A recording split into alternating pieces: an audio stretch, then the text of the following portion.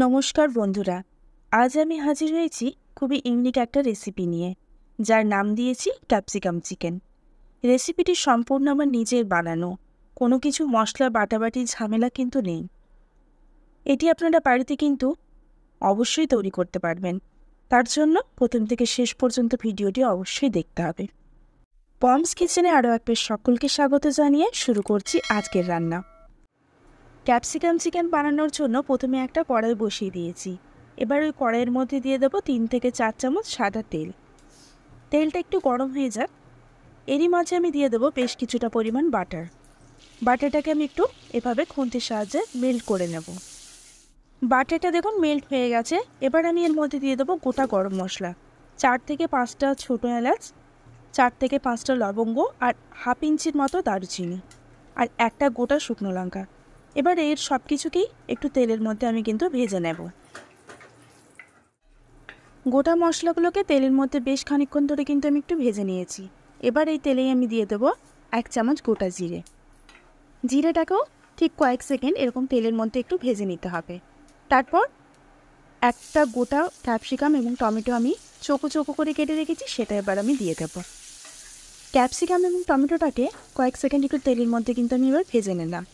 তারপর আমি এর মধ্যে দিয়ে দেবো কুচি করে রাখা একটা পেঁয়াজ। পেঁয়াজটাকে তেলের মধ্যে একটু ভালো করে নেড়ে নেওয়ার পর আমি এখানে দিয়ে দেবো চিকেনটাকে। এখানে আমার 300 গ্রাম চিকেন আছে। এখানে কিন্তু আমি বোনলেস চিকেন নিইনি, উইথ বোনই আছে। আপনারা চাইলে এটা বোনলেস চিকেন দিয়েও করতে পারেন। এবার ক্যাপসিকাম এবং চিকেন খুব ভালো করে সময় নিয়ে কিন্তু একটু আমাকে ভেজে নিতে হবে।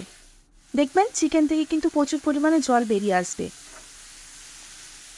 চিকেনটা 5 থেকে 7 মিনিট একটু ভাজার পরে আমি এর মধ্যে দিয়ে দেবো থেতো করে রাখা কয়েক কোয়া রসুন এবং 4 থেকে 5টা কাঁচা লঙ্কা।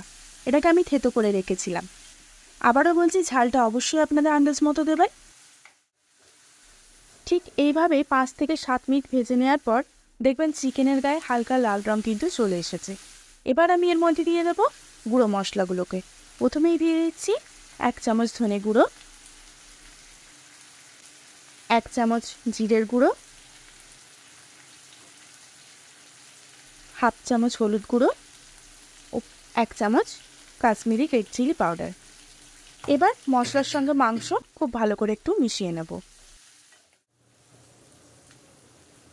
এবং সবশেষে আমি দিয়ে দিচ্ছি পরিমাণ মতো লবণ। মশলাটা যাতে পুড়ে না যায় তার জন্য সামান্য পরিমাণ জল কিন্তু আমি এখানে দিয়ে দিলাম। এরপর খুব ভালো করে সমস্ত কিছু মশলা এবং মাংসকে কষিয়ে নেব।